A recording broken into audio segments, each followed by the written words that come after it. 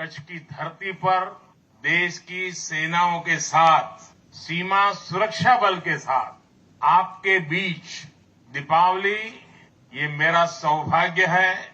आप सभी को दीपावली की बहुत बहुत बधाई। जब मैं दीपावली का पर्व आप लोगों के बीच मनाता हूं तो मेरी दीपावली की मिठास कई गुना बढ़ जाती है। और इस बार तो ये दीपावली भी बहुत खास है। आपको लगेगा हर दीपावली का अपना महत्व होता है, इस बार खास क्या है?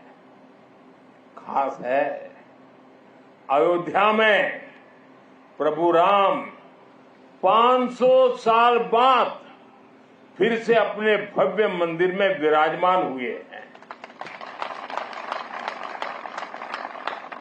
मैं आप सभी को और मां भारती की सेवा में तैनात देश के हर जवान को दीपावली की हार्दिक शुभकामनाएं देता हूं। मेरी इन शुभकामनाओं में आपके प्रति 140 करोड़ देशवासियों का कृतज्ञ भाव भी शामिल है, उनका आभार भी शामिल है।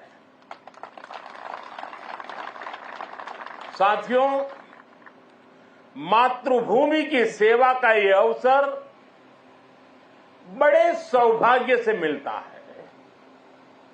ये सेवा आसान नहीं है। ये मातृभूमि को सर्वस्व मानने वाले मत वालों की साधना है। ये मां भारती के लाडलों लाडलियों उनका तप है, उनकी तपस्या है। कहीं हिमालय की बर्फ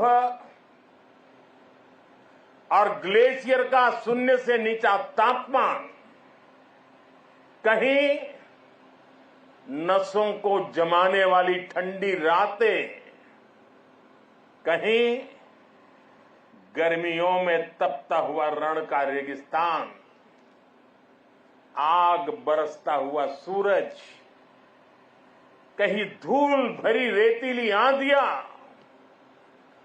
कहीं दल दल की चुनौतियां और कहीं उफान लेता हुआ समंदर। ये साधना हमारे जवानों को उस हद तक तपाती है जहां हमारा देश का सैनिक फौलाद बनकर चमकता है। एक ऐसा फौलाद जिसे देखकर दुश्मन की रूह दहल उठती है।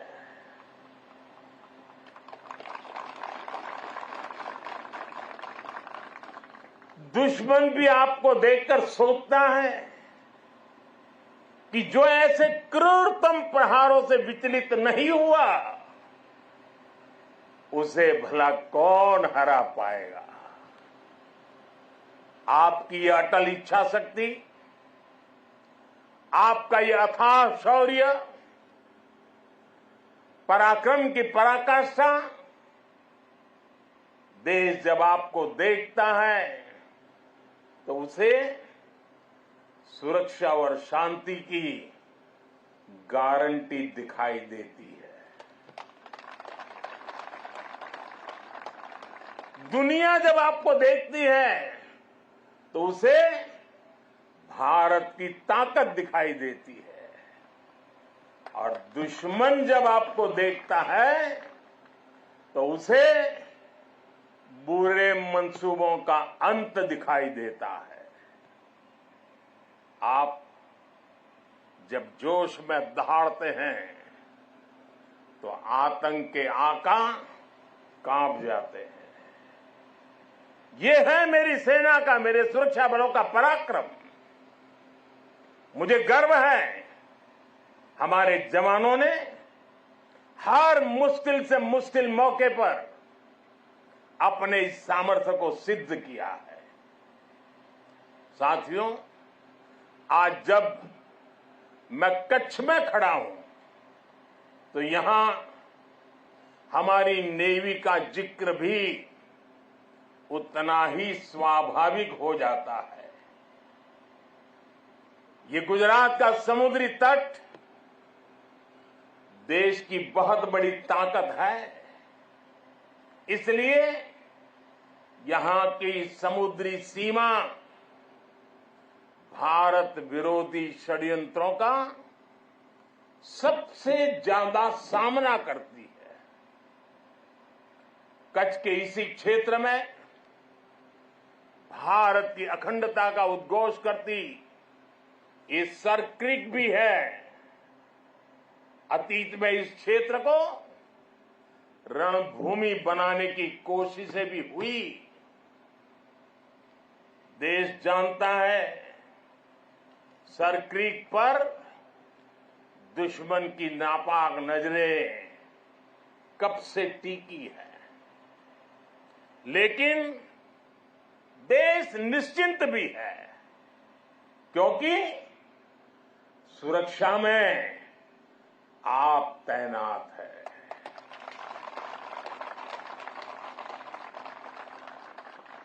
दुश्मन को भी पता है 1971 के युद्ध में किस तरह आपने मुंहतोड़ जवाब दिया था। इसलिए हमारी नेवी की मौजूदगी में सर क्रीक और कच्छ की तरफ अब कोई आंख उठाने की भी हिम्मत नहीं करता है। साथियों, आज देश में एक ऐसी सरकार है जो देश की सीमा के 1 इंच से भी समझौता नहीं कर सकती। एक समय था जब डिप्लोमेसी के नाम पर सर क्रीक को छल से हड़पने की पॉलिसी पर काम हो रहा था। मैंने तब गुजरात के मुख्यमंत्री के रूप में भी देश की आवाज को बुलंद किया था। और इस क्षेत्र में आज मैं पहली बार नहीं आया, मैं इस क्षेत्र से परिचित रहा हूं, कई बार आया हूं, बहुत आगे तक जाकर के आया हूं। इसलिए आज जब हमें जिम्मेदारी मिली है तो हमारी नीतियां हमारी सेनाओं के संकल्पों के हिसाब से बनती है। हम दुश्मन की बातों पर नहीं, हमारी सेनाओं के संकल्पों पर भरोसा करते हैं। साथियों, 21वीं सदी की जरूरतों को देखते हुए आज हम अपनी सेनाओं को, हमारे सुरक्षा बलों को आधुनिक संसाधनों से लैस कर रहे हैं। हम हमारी सेनाओं को विश्व की सबसे आधुनिक मिलिट्री फोर्सेस की कतार में खड़ा कर रहे हैं। हमारे इन प्रयासों का आधार है रक्षा क्षेत्र में आत्मनिर्भर भारत। अभी कुछ ही दिन पहले यही गुजरात के वडोदरा में C295 फैक्ट्री का उद्घाटन हुआ है। आज विक्रांत जैसा made in India aircraft carrier देश के पास है।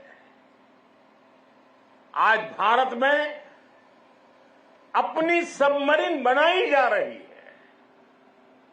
आज हमारा तेजस फाइटर प्लेन वायुसेना की ताकत बन रहा है। हमारा अपना 5th जनरेशन फाइटर एयरक्राफ्ट बनाने का काम भी शुरू हो चुका है। पहले भारत की पहचान हथियार मंगाने वाले देश की थी। आज भारत दुनिया के कितने ही देशों को डिफेंस उपकरण एक्सपोर्ट कर रहा है। पिछले 10 वर्षों में हमारा रक्षा निर्यात 30 गुना बढ़ गया है। साथियों, सरकार के इस विजन को सफल बनाने में हमारी सेनाओं और सैन्य बलों के सहयोग की भी बड़ी भूमिका है।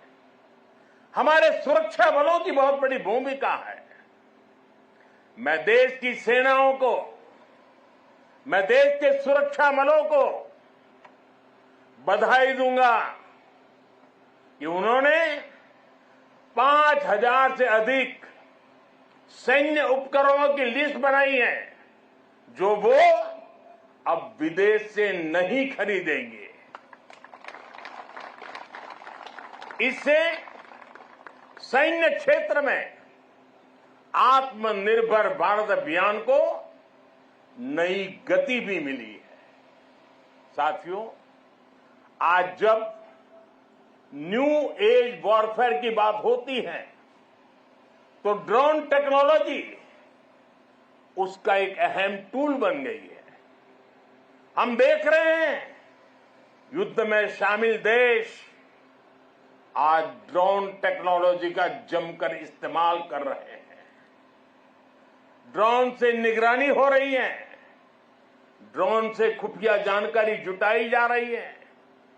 किसी व्यक्ति या जगह की पहचान करने में ड्रोन का उपयोग हो रहा है। ड्रोन सामान पहुंचाने में मदद कर रहे हैं। ड्रोन का इस्तेमाल हथियार के रूप में भी हो रहा है। इतना ही नहीं, ड्रोन पारंपरिक एयर डिफेंस के लिए भी चुनौती बनकर के उभर रहा है। ऐसे में भारत भी ड्रोन टेक्नोलॉजी की मदद से अपनी सेनाओं को, अपने सुरक्षा बलों को सशक्त कर रहा है। सरकार आज 3 सेनाओं के उपयोग में आने वाले प्रीडेटर ड्रोन खरीद रही है। ड्रोन के इस्तेमाल से जुड़ी स्ट्रेटेजी बनाई जा रही है और मुझे खुशी है कि कई भारतीय कंपनियां पूरी तरह से स्वदेशी ड्रोन बनाने में भी लगी हैं। ढेर सारे स्टार्टअप मैदान में आए हैं। साथियों, आज युद्ध की प्रकृति बदल रही है। आज सुरक्षा के विषय भी नए नए पनपते जा रहे हैं। भविष्य की चुनौतियां और जटिल होंगी। इसलिए बहुत जरूरी है कि तीनों सेनाओं की क्षमताओं को, हमारे सुरक्षा बलों की क्षमताओं को एक दूसरे से जोड़ दिया जाए और खास करके हमारी तीनों सेनाओं के लिए उनका प्रदर्शन इस जोड़ने के प्रयास के कारण उनका सामर्थ्य कई गुना बेहतर हो जाएगा। और मैं कभी कभी कहता हूं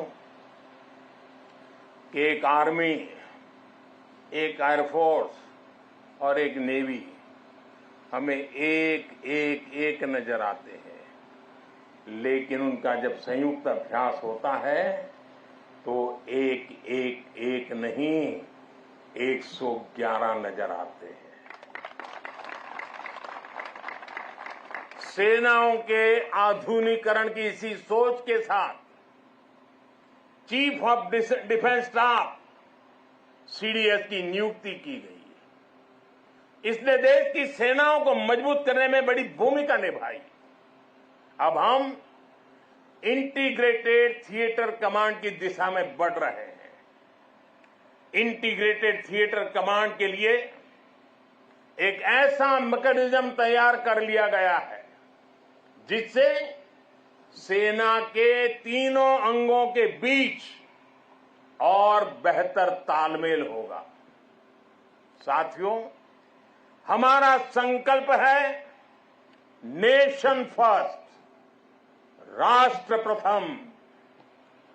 राष्ट्र की शुरुआत उसकी सीमाओं से होती है। इसलिए बॉर्डर इंफ्रास्ट्रक्चर का विकास देश की सबसे बड़ी प्राथमिकताओं में है। बीआरओ ने 80,000 किलोमीटर से ज्यादा सड़क का निर्माण किया है। लद्दाख और अरुणाचल प्रदेश में भी रणनीतिक रूप से महत्वपूर्ण सड़कें बनाई गई है।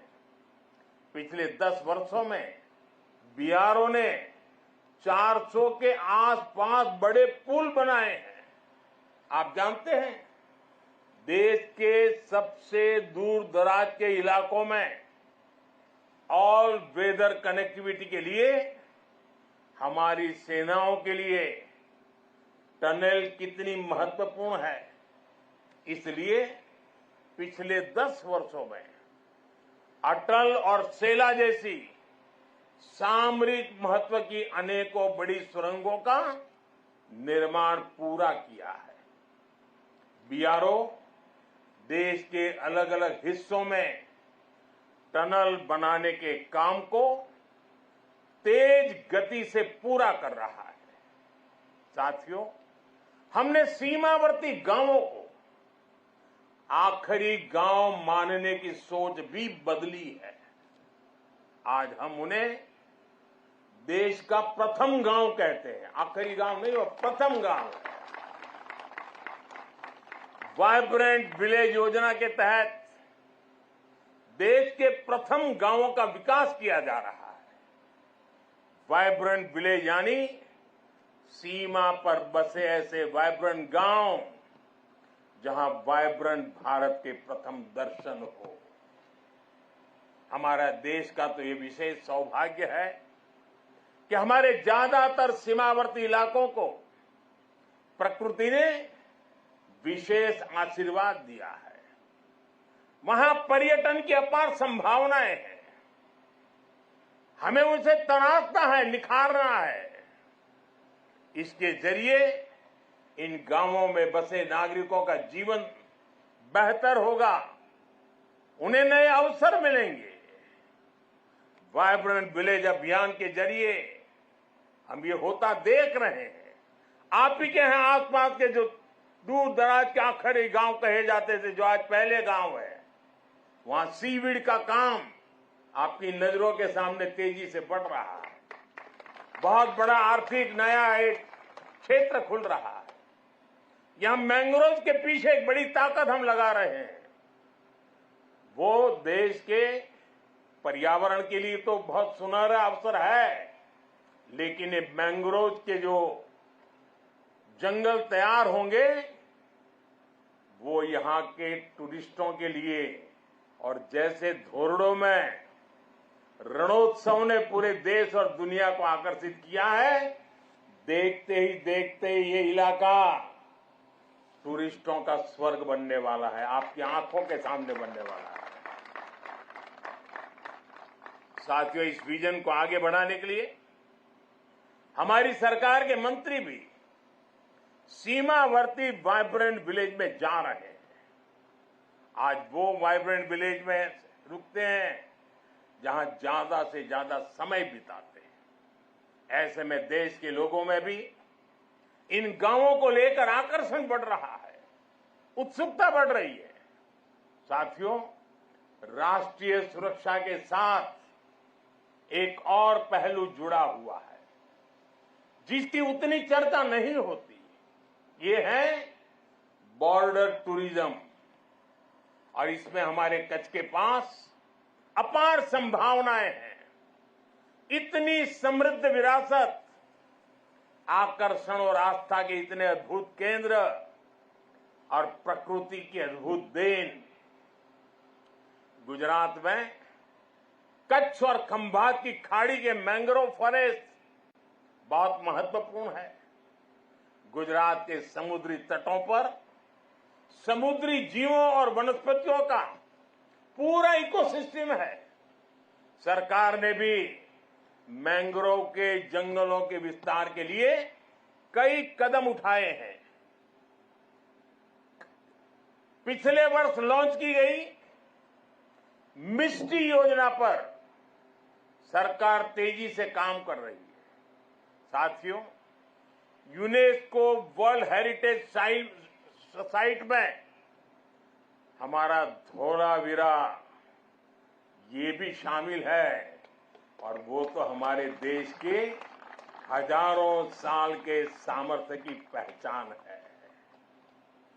धौलावीरा में सिंधु घाटी की सभ्यता के अवशेष बताते हैं कि हजारों वर्ष पूर्व वो शहर कितने व्यवस्थित तरीके से बसा हुआ था।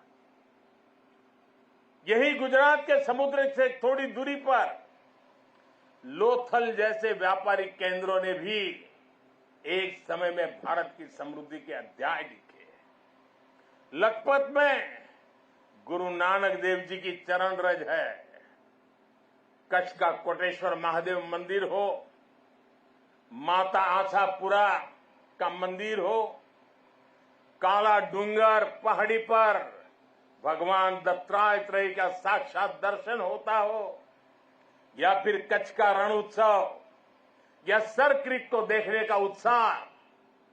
कच्छ के एक जिले में ही पर्यटन का इतना पोटेंशियल है कि टूरिस्ट को पूरा हफ्ता भी कम पड़ जाए।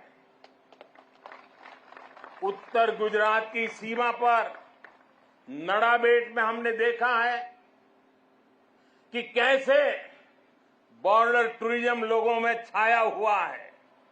हमें ऐसी ही हर संभावना को साकार करना है। जब ऐसे स्थानों पर देश के अलग अलग हिस्सों से पर्यटक आते हैं, वो भारत के वो दो हिस्से आपस में कनेक्ट हो जाते हैं।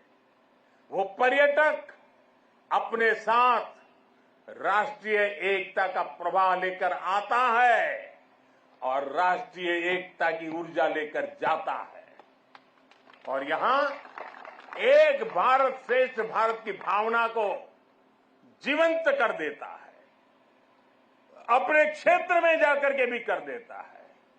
यही भावना हमारी राष्ट्रीय सुरक्षा का मजबूत आधार तैयार करती है। इसलिए कच्छ और दूसरे सीमावर्ती इलाकों को हमें विकास के नए मुकाम तक लेकर जाना है।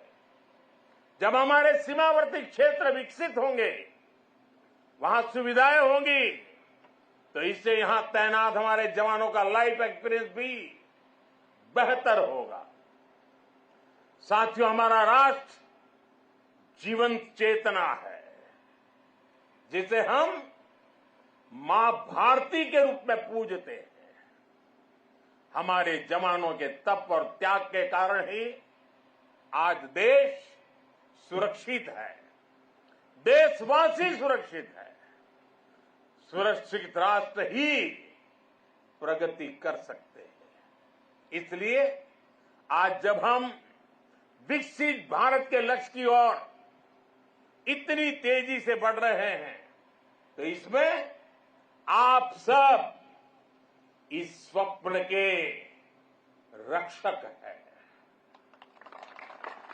आज हर देशवासी अपना 100% देकर राष्ट्र के विकास में अपना योगदान दे रहा है, क्योंकि उसे आप पर भरोसा है। मुझे विश्वास है आपका ये शौर्य इसी तरह भारत के विकास को बल देता रहेगा। इसी विश्वास के साथ आप सबको एक बार फिर दीपावली की हार्दिक शुभकामनाएं। आप सबका बहुत बहुत धन्यवाद। मेरे साथ बोले भारत माता की, भारत माता की।